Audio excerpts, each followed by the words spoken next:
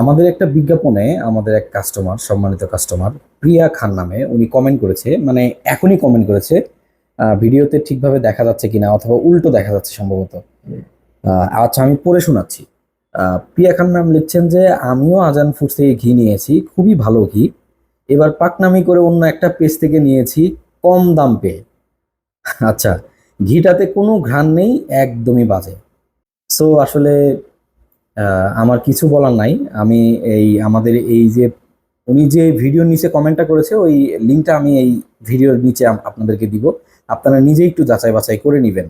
এবং আমাদের বিজ্ঞাপনে আমাদের যারা কাস্টমার, আমাদের ঘি যারা ব্যবহার করেছেন, তারা আসলে কেমন রিভিউ দেয় সেগুলো আপনারা দেখে নেবেন।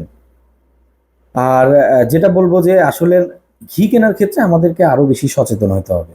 কারণ বাজারে অনেক ধরনের ঘি পাওয়া যাবে, এটাই স্বাভাবিক। যতদিন পৃথিবী থাকবে, যতদিন ঘি থাকবে, ততদিন আপনার এই ধরনের উল্টাপাল্টা ঘি বিক্রি হতেই থাকবে।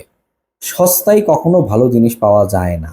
আমি আবারও বলছি, সস্তায় কখনো ভালো জিনিস পাওয়া যায় না। যখন যে পণ্যের চাহিদা বাড়ে, তখন অনেক অসাধু ব্যবসায়ী আছে যারা কিছু লিকুইড মানি আর্ন করার জন্য খুব দ্রুত ব্যবসাটাকে শুরু করে দেয়। জেনে হোক, বুঝে হোক, না বুঝে হোক, শুরু করে দেয়। ভেজাল হোক আর মানুষের ক্ষতি হোক, যাই হোক, তারা শুরু করে দেয়। কিভাবে আহ, তার প্রফিট হবে, প্রোডাক্টের প্রাইস কমিয়ে তার প্রফিট কিভাবে করা যাবে, সেটা করেই মানুষকে একটা আকর্ষণীয় মূল্য দেয়, যেই দামে খাঁটি ঘি বানানো কখনোই পসিবল না।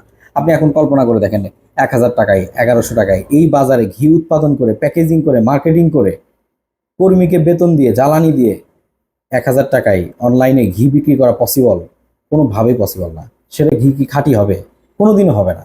সো আপনারা যে ধরনের কোয়ালিটি ডিজার্ভ করেন, যে ধরনের কোয়ালিটি এক্সপেক্ট করেন, যে ধরনের কোয়ালিটি আপনারা চান, সেই ধরনের কোয়ালিটির ঘি নিতে হলে আপনাকে অবশ্যই একটু দাম দিয়ে নিতে হবে।